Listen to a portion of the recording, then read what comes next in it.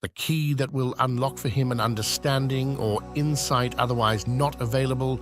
So he's really searching just a little bit selfishly and just a tiny bit dishonestly, but he doesn't realize it himself. He assumes, in this case, that the end justifies the means. He assumes that enlightenment is the goal which humanity is meant to achieve, and that anything that leads to this is positive regardless of the detailed considerations involved. So we have the person, and it doesn't matter where he is or which group he's a part of. Every religious, mystical, and philosophical faction has encountered the exact same challenges from the start of time. Brady is the person who truly believes that the esoteric secrets of living are some form of a mystery, and that it is feasible to locate the key, purchase it, snatch it, plead for it, borrow it, find some method to acquire it, and that by means of this key, we can suddenly, to quote a phrase from alchemy, unlock the locked door of the palace of the king, that there is a way in which spiritual growth can be greatly enhanced in the person by some technique.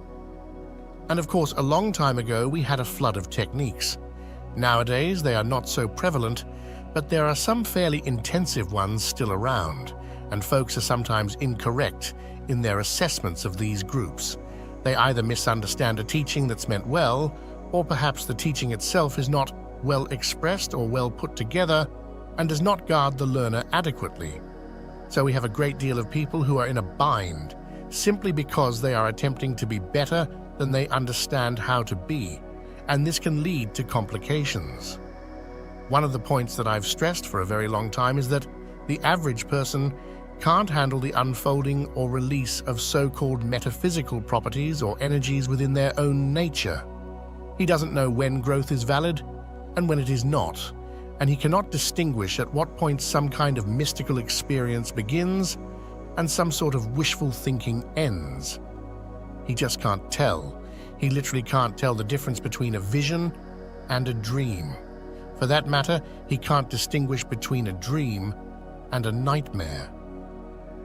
There are numerous complex and tough situations that the person cannot deal with once his mind is separated from the commonplace, the landmarks of which he is fairly certain. He drifts into a fog and enigma which he can't evaluate. He really doesn't know what he's doing. There shouldn't be this kind of situation. Individuals should not be encouraged or allowed to fall into these troubles.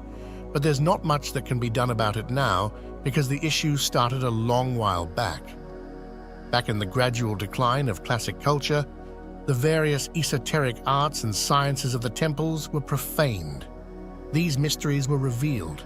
Initiates broke their commitments, or some, even under duress, confessed or exposed things that they shouldn't have discussed. In any case, bit by bit, what used to be a very closely guarded lifestyle became accessible through the dishonesty or the betrayal of members or beginners in these fields. And the old mystery sciences became part of the common heritage of humankind. Of course, some good was achieved. It wasn't all negative, because from the temple we got mathematics, astronomy, chemistry, music, geography, and history. Virtually every discipline we're familiar with was originally part of this hidden knowledge. These sciences, which we could adapt and apply to the general advancement of humankind, have aided us. But because they were progressed without the responsibilities of the ancient temple, most of the secular branches of information have become completely tainted, and all wisdom is now used for selfish intents. Whereas in the past, the duties were such that the holders of knowledge were obligated to right usage. This no longer exists as a general policy unless the person, out of their own elevated moral standards, makes a voluntary commitment. But some of the other, more confidential and obscure practices were extracted from their ancient symbols and from the early holy places of the mysteries. With that, Pandora's box was opened. Various types of psychic and magical phenomena came to be slightly better known and slightly better understood than was prudent. But the grand, overarching science to which they belonged, the great commitments to the temple, which once safeguarded it, The lengthy durations of cleansing and preparation, which once led to its disclosure, those protectors were lost. And the person was in much the same scenario that we were when we discovered atomic splitting and had in our possession the most significant energy that mankind has ever materially wielded, and practically no ethical framework to govern the use of it. This was a state that was quite critical, and as far as the private individual is concerned, the esoteric practices are just as perilous as atomic splitting. He can find himself in a personal predicament just as readily as the world might be hurled into a crisis by a nuclear conflict. But without the guides and protectors around these exercises, we developed a whole host of popular systems by which the person really tried quite earnestly to enhance his own inner life. He was persuaded that somewhere within himself was a deity, a tremendous force, and that this divine entity inside him was more potent than his personality, stronger than his intellect, his feelings, and his body, and that in some manner there was a significant security, a great sufficiency to be attained if humankind could delve into this inner part of himself and at last achieve union with the divine power, the origin of his own being. Systems and schools were established for the exploration of these hidden procedures. The principle was sound. The methods were to varying degrees sound. Some indeed had robust positive factors. Others had very few positive elements.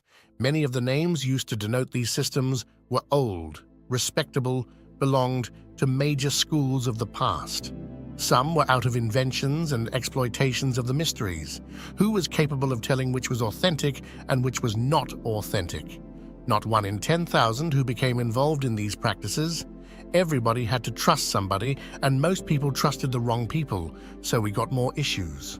Troubles because of sincerity, but also trouble because sincerity was not very shrewd, not very astute in its approach toward these subjects. At all times when a new method comes along, there is somebody who leaps into it, encounters problems, and gives the entire philosophy a bad name. Invariably, the same dilemma is involved. Every significant system of enlightenment the world has ever recognized has acknowledged the fundamental inevitability of universal law. The great disciplines of the mysteries were grounded upon the law of cause and result just as much as the most typical events of life, and all the significant steps and phases of the evolvement of humanity's inner life. These stages of growth were the consequences or effects of causes, and the causes had to be correct, they had to be precise, and they had to be whole, or the outcomes would not be what was truly wanted or anticipated or longed for. Thus, in the entire theory of humanity's spiritual progress, all growth stems from the unfolding of personal integrity. The onset of all mystical discipline was the cleansing of the individual's existence. Purification did not mean to suggest that the person could achieve nothing unless he was flawless. Purification meant that the search for higher truths required that the individual should start by pursuing higher truths, required that the individual should start by putting his own affairs in order, and that integrity was the rock upon which all mystical disciplines were built. That individual should not seek wisdom for ulterior motives. He should not desire to become wise so that he can be superior to other people. He should not wish for wisdom so that he can accomplish some worldly end more rapidly or successfully. The purpose of wisdom was that the individual might inwardly outgrow the common mistakes and limitations of humanity, that he might no longer make the mistakes that burden society, that in his own life he would relieve the pressure of world karma by ceasing to make karma himself. Only by gradually outgrowing the common faults which burden him could this happen. So wisdom was the individual gradually becoming capable of no mistake, no fault, no failure, no weakness, and no delinquency. And to make this point strongly and inevitably, the disciplines began with very simple problems. They began by informing the seeker that he must get over anger, that he must get over criticism, that he must overcome his tendency to negative thinking, that he must cease to be jealous, that he must not have ambition, that he must regard himself forever as the servant of eternal good.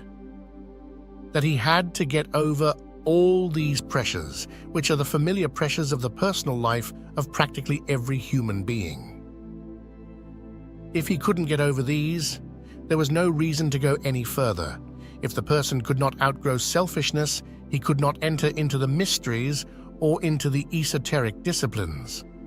Yet today, everyone is trying to find a way of developing extrasensory perceptions or extrasensory faculties without overcoming self. And this is a very grave mistake because the individual is perverting energy. He is taking it and trying to make it serve purposes for which it was not intended. So the old wisdom began always with the problem of getting the person himself straightened out first. He had to show certain aptitudes and certain integrities. He had to dedicate his life in the service of some unselfish purpose. From the beginning, he had to cast off the pressures of personal ambition. He was supposed to gradually achieve peace of soul, peace of character, not a one-sided energy of pressures which made him completely asymmetrical as a person. He had to come to a peaceful and reasonable adjustment with life. And when he began to study deeper mysteries, he had to take upon himself certain vows of dedication. He had to promise to use all knowledge only for good, and this was a very definite promise made in the presence of the divine, and that he would never break it no matter what happened, and if he did break it, he would then be subject to the most severe of mystical disciplines.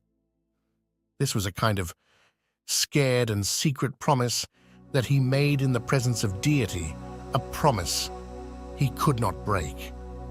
Yet today, this type of dedication is nearly always entirely overlooked.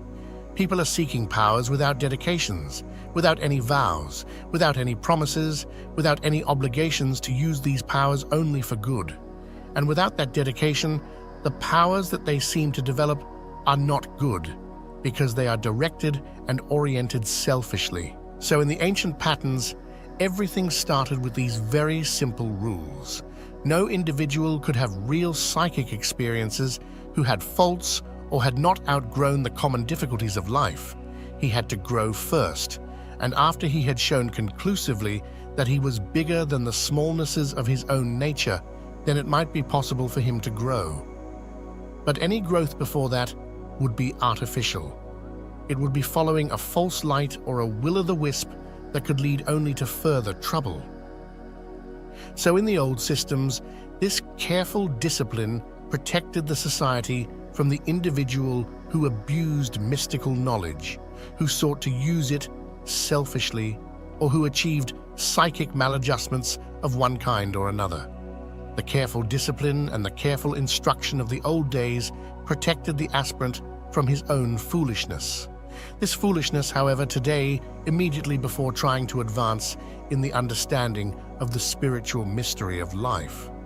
It was basic that every person had to realize the entire implication of trying to grow too fast, of hoping to build a superstructure of esotericism upon a foundation of personal ambition, personal ignorance, personal intolerance, or any of these things. Each person had to gradually earn the right to grow by simply outgrowing the mistakes which have burdened humanity since the beginning. Now, as we look around us in the world today, we see that we have all kinds of esoteric arts and sciences taught. We have schools and systems, but in nearly every case, the discipline factor is very slight. The individual is not expected to live according to any strong rules. He is not expected to give up any personal ambition. He is simply given certain exercises or certain disciplines or certain formulations of ideas which he is supposed to use for self-improvement.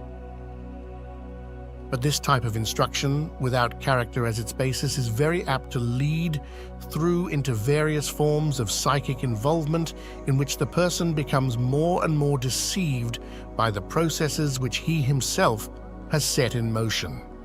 So from one level of discipline to another, philosophy and religion have taken the attitude primarily that the individual must earn the right to know by proving that he has the character to use knowledge constructively and without ulterior motives that are contrary to the universal plan for human growth.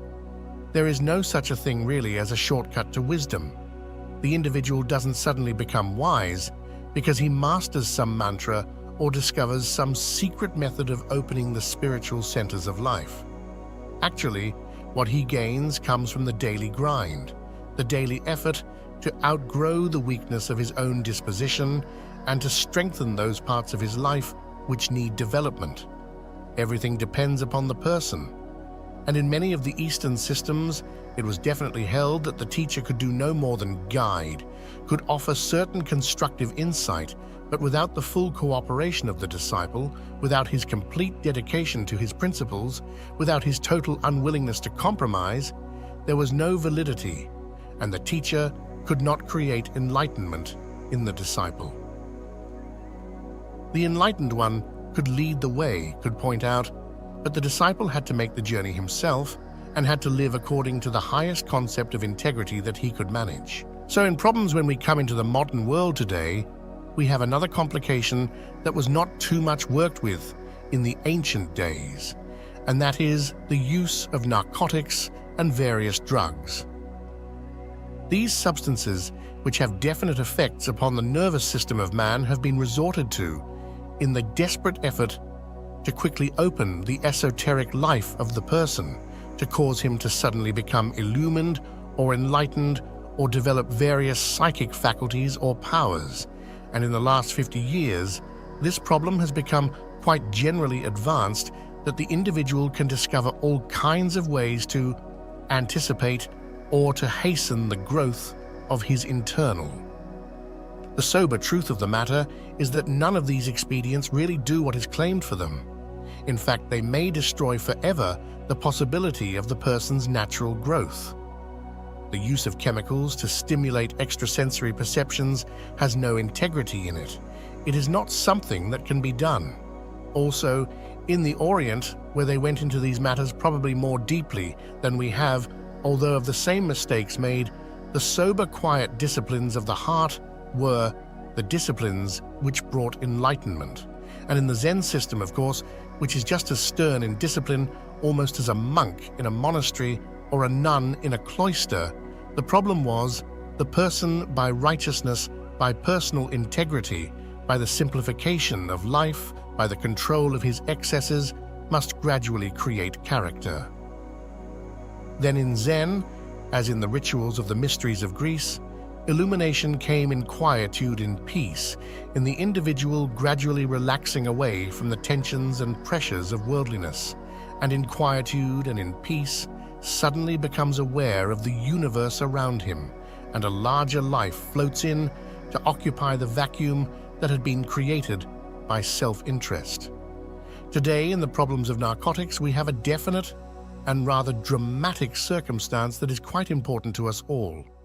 We are now being told by a professional group that it may be quite proper for those who are addicted to dangerous substances to continue to use them. It is defended largely on the grounds that it will not be as it can be tolerated and that it will prevent the individual from losing his reputation. It will allow him to continue to perform his professional services, and in one way or another, it is better than to try to break from a habit which apparently has been voluntarily and intentionally created. This type of thinking is one of the very black magics of modern life. The person under the influence of a narcotic which has given him a strange sense of values, strange visions and insights, has no real integrities to protect him. He becomes more self-centered. He breaks down in various parts of his nature, and his hallucinations are given validity while the realities of life are overlooked. Now, in the problem of religious thinking throughout the world, we observe that this internal has always been more or less the same. The rules, the regulations that have been set up have been for the service of principles. These principles were of two natures. One, was the principle of the individual's own personal unfoldment, and the other was the service of a divine plan or power for which he was intended to be an instrument in this world. In recent years, the space age has done a great deal to bring about a new restatement of religious values. We are no longer quite as certain as we were of some of the theological virtues that we previously held. We begin to sense more and more not only the immensity of life, but the diversity of life and the magnificent plan or pattern which, as Plato pointed out, tell us what gods think like. We begin to see around us everywhere life, infinite diversity, infinite manifestation of law and order. We perceive that this vast pageantry of galaxies which our instruments reveal to us simply tell us of a great house, the house of a great king, a house with many mansions. And we are beginning to become more or less astronomically correct in assuming that we may not be the only pebble on the beach. This tremendous thing should and does have considerable effect upon our thinking. For there's not only the vastness, but there's even more impressive the magnificent precision of everything, the tremendous unfoldment of processes so vast that the mind can hardly conceive them, and yet with an exactitude beyond anything that we can even imagine. Also, it begins to break down the boundaries of sects and creedal groups. We're beginning to recognize that this universal process cannot be divided. We cannot set up little patterns. We have our own private religions in the midst of an infinite diversity of life and law. We are going to have to admit, and do so gracefully and to the best of our abilities, that there is one plan for everything, and that plan is far beyond our comprehension. That we must go along with this kind of thinking. We must realize that in our daily lives, we are affected by the same laws that govern the motion of planets and the unfoldment of the galaxies. We must also realize that this plan, whatever it is for the common good. That it is not only for all men, but also for all forms of life. That they are evolving under one tremendous system, a system which we can break down in many ways. We can divide it and subdivide it, but in the end, it all comes back to the Magna Carta of universal existence, a tremendous plan beyond our conception. But a plan which is for the good of everything that exists and is administered with such extraordinary skill that we can hardly be unconscious forever of the magnificence of it. We have to grow up and outgrow our smallness of spirit. We must outgrow the kind of attitudes which have dominated us, which have made us selfish and self-centered. We must begin to think with the gods, with the universe, with the infinite, and in so doing, improve our own way of life and make the future safer for those who come after us.